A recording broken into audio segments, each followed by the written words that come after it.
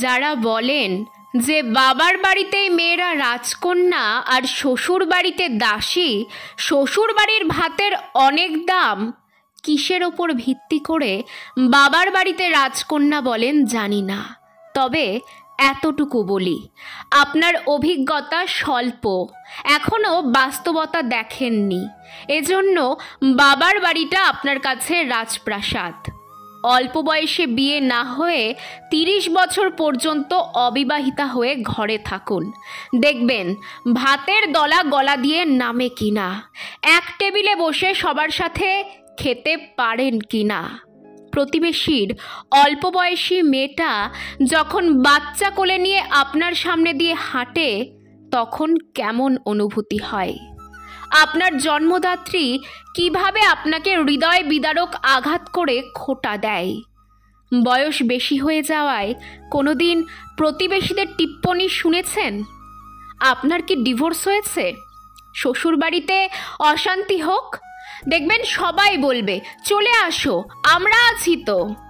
দুদিন বাপের হোটেলে খেয়ে দেখুন, গলা টেনেও সেই ভাত পেট অবধি নিতে পারবেন না।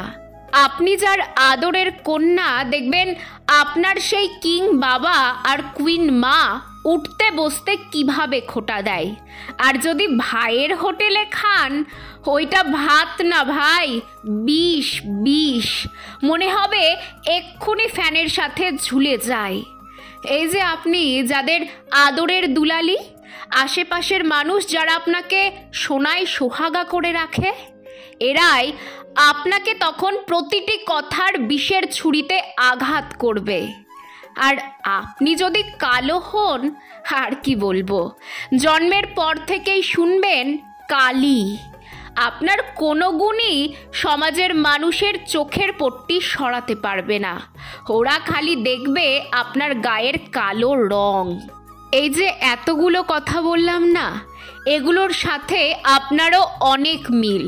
শুধু সঠিক সময়ে বিয়ে হয়ে শ্বশুরবাড়ির ভাত খেতে পারছেন বলে ফেসবুকে স্ট্যাটাস দিতে পারছেন, জামাই বাড়ির ভাতের অনেক দাম, বাপের রাজকন্যা আমি।